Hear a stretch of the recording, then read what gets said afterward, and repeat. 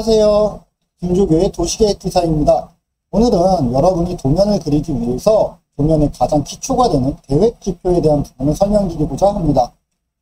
교재 27페이지를 보시게 되면 계획지표는 도면을 그리기 위해 가장 기초적인 과정으로서 인구계획, 주거동계획, 생활권계획으로 나누어 서술한다. 인구계획은 인구와 세대수, 면적과 인구 밀도 등 물리적인 내용을 기술하고, 주거동 배치 계획은 인구 밀도에 따라서 도면에 적용하고자 하는 주택의 유형과 종류를 구분한다. 생활권 계획은 도시공간의 필요시설들을 기능과 생활권에 나누어 계획한다라고 되어 있습니다. 따라서 여러분은 도면을 작성할 때 다음 세 가지 표를 작성해 주셔야 되는데요. 첫 번째 인구 계획, 두 번째 주거동 계획, 세 번째 생활권 계획으로서 내가 플래닝하는 사이트의 인구, 면적, 인구 밀도를 작성해 주고, 이를 토대로 주거동 배치 계획을 대과 단독주택, 그리고 고층, 중층, 저층의 총 세대수를 산정하는 방식이 됩니다. 마지막으로 생활권 계획은 근린주구의 생활권에 따라서 근린주구, 근린분구에 따라 교육, 휴식, 침묵, 위락이라고 하는 기능 공간에 맞춰서 필요한 시설들을 공급해주면 되겠습니다. 세부적인 내용은 교재를 통해 좀 더 살펴보도록 하겠습니다. 교재 96페이지를 보시게 되면 계획지표로 하여서 인구, 세대수, 인구 밀도 등에 대한 내용이 나옵니다. 인구는 가장 기초가 되는 사항인데요. 기사시험에서는 대부분 시험 문제에서 제시해주고 있습니다. 그래서 간혹가다 인구가 나오지 않고 인구 밀도를 제한해주고 면적에 따라서 역산을 해야 되는 경우도 있는데요. 그런 것들은 문제마다 조금씩 달라지니까 문제에 맞춰서 진행해 주시면 될 것 같습니다. 다음은 세대수인데요. 기사시험은 가구당 3인 정도를 계산해 주시는 게 가장 적정할 것 같습니다. 면적의 경우 시험에서 제시되는 경우도 있지만 현황도의 치수가 나오기 때문에 치수를 기반으로 우리는 면적을 산출할 수 있고요. 간혹 가다가 공식을 제안해주고 그 공식에 맞춰서 전체 면적을 계산해야 되는 문제도 나오고 있습니다. 여기서 중요한 것은 인구 밀도인데요. 밀도 계획은 모든 계획의 수립 시 기초 자료로 활용된다. 인구 밀도 역시 가장 기초가 되며 매우 중요한 요소이다. 정해진 대상지의 밀도에 맞게끔 인구를 배치하여 쾌적성과 편의성을 고려하여야 된다. 아래의 공식을 보시게 되면 인구 밀도는 면적분의 인구, 면적은 인구 밀도분의 인구는 면적 곱하기 인구 밀도, 이 세 가지 공식을 활용한다면 여러분이 시험 문제에서 인구가 나왔을 때 그리고 면적이 나왔을 때 충분히 인구 밀도를 구할 수 있다. 여기서 인구 밀도라고 하는 것은 100x 101헥타르의 공간에 몇 명의 사람이 있는가에 대한 부분으로서 5,000명의 인구가 50헥타르의 면적이 있다고 가정할 경우 100인퍼헥타르라고 하는 면적이 나올 것이고요.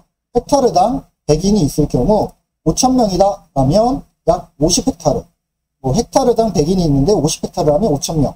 이와 같이 되게 단순한 공식으로 우리는 인구 밀도를 구할 수 있습니다.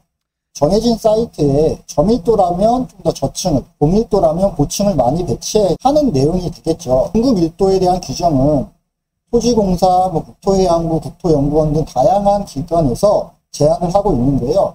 이런 밀도들은 시험에 맞춰서 여러분이 설계를 할 때 기준이 되어주면 됩니다. 앞서서 구했던 인구와 면적을 토대로 여러분은 인구 밀도를 구할 수 있는데요. 이런 인구 밀도는 저밀도, 중밀도, 고밀도에 따라서 공동주택과 단독주택의 적용 비율을 세분화할 수 있습니다. 국토부, 국토위원, LH공사에 따라서 이 적용하는 기준이 다 다른 것을 볼 수 있고요. 교재 102페이지에 보시게 되면 다음과 같은 표가 제시되어 있는데요. 인구 밀도에서 활용한 공동주택과 단독주택을 1차적으로 배분하고 고층, 중층, 저층에 따라서 적용하는데, 저밀도는 공동과 단독의 비율이 7:3이고 보증자의 비율은 4:4이다. 중밀도는 공동과 단독의 비율이 8:2이고 보증자의 비율은 5:3:2다. 고밀도는 공동과 단독의 비율이 9:1이고 6:3:1이다. 이 표를 암기해 주시면 제일 좋을 것 같습니다. 다시 한번 보겠습니다. 여러분은 도면을 그릴 때 인구계획, 주거동계획, 생활권 계획을 수립하셔야 되는데요. 한 번 더 빠르게 계획지표에 대해서 말씀드리도록 하겠습니다. 계획지표에는 인구계획, 주거동계획, 생활권 계획이 있습니다. 인구계획이라 하는 것은 인구 밀도를 활용해서 주택 공급량을 산정하는 것인데, 다음과 같은 표를 작성합니다. 인구, 세대수, 면적, 인구 밀도. 인구는 시험 문제에서 제시될 것이고요. 세대수는 가구당 3인을 기준으로 합니다. 면적은 가로 곱하기 세로 제곱미터 그리고 헥타르 단위까지 3단으로 다 기재를 해주시면 좋을 것 같고요. 인구 밀도는 인구 나누기 면적으로서 전체의 밀도를 구할 수 있습니다. 우리가 여기서 구한 인구 밀도를 활용해서 100인파 헥타르 미만이면 공동과 단독의 비율은 7대3에 442, 100에서 300인파 헥타르면 중밀도로 공동과 단독은 8대2에 532, 그리고 300인파 헥타르 이상이면 고밀도로 9대1에 631의 비율을 적용해 줍니다. 자, 이 내용이 과연 무엇을 뜻하느냐? 다음과 같은 한정식을 활용해서 계산을 해볼 수 있습니다. 예제를 한번 풀어보면 우리가 1500세대를 플래닝한다고 가정하겠습니다. 해당 대상지가 중밀도라고 가정한다면 공동과 단독의 비율은 8대2에 532가 되겠죠. 따라서 2500세대를 기준으로 주택의 유형 10%가 공동주택이고 가 고층의 비율이고 층은 15층, 호수는 4호 통일, 4호를 통일하여 계산해주면 16동이라고 하는 숫자가 나옵니다. 여기서 여러분은 계획지표를 선정할 때 짝수의 동수를 맞추시는 것이 향후에 도면을 그리기에도 상당히 수월합니다. 이렇게 계산된 식을 한 번에 다시 역산하여 16동 곱하기 4호 곱하기 15층은 총 960세대를 공급하겠다라고 하는 내용을 정리할 수 있습니다. 다시 한번 정리해보면 2500세대의 문제가 중밀도입니다. 중밀도라는 것은 공동과 단독의 비율이 8대2의 비율이 적용되겠죠.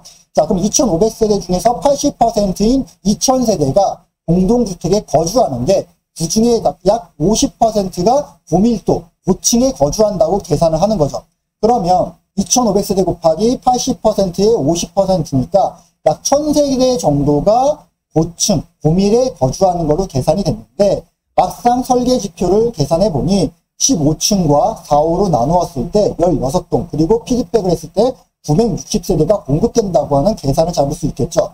자, 중층 역시 마찬가지 방식으로 공동과 단독의 비율은 80%입니다. 그리고 중층의 밀도는 30%, 그러면 약 600세대 정도가 될 것인데요. 중층이라 하는 것은 10층 아파트를 뜻합니다. 따라서 10층을 곱해주고 호수는 4호로 통일해 준다면 15동이 나올 겁니다. 여기서 여러분은 동수는 짝수의 기준을 맞춘다라고 하는 계산을 아셔야 돼요. 따라서 역산하게 되면 16동 곱하기 4호 곱하기 10층은 640세대. 자, 마지막으로 저층 2500세대 곱하기 80%인 공동주택과 밀도 20%, 약 20%를 곱해주고 층수는 5층으로 나누고 4호로 통일할 경우 20동이 나온다. 이것을 역산하게 되면 20동 곱하기 4호 곱하기 5층에서 약 400세대. 따라서 마지막 단독은 전체 2500세대 중에서 20%가 적용돼야 되는데 우리가 앞서서 구했던 고층 960세대, 중층 640세대, 저층 400세대를 제외한 500세대를 공급해주면 예제를 또 한 번 풀어보면 시험 문제에서 2500세대의 중밀도일 때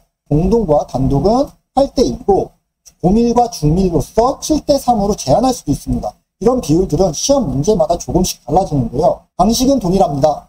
2500세대 중에서 공동주택의 비율이 80% 그리고 밀도가 70%였고 층수가 10층으로 제시되었다면 4호로 나누어 총 36동을 공급한다고 하는 계획을 잡을 수 있겠죠. 여기에 36동 곱하기 4호 곱하기 10층은 1440세대 그리고 중층은 80%의 공동주택 30%의 밀도 그리고 4층과 4호로 나눴을 때 37.5동이라고 하는 숫자가 나옵니다. 역산해서 짝수로 만든다면 38동 곱하기 4호 곱하기 4층에서 608세대 마지막 단독은 2500세대 마이너스 1440세대 마이너스 608세대 따라서 452세대가 공급하게 되면 되는 계획이 나오겠죠.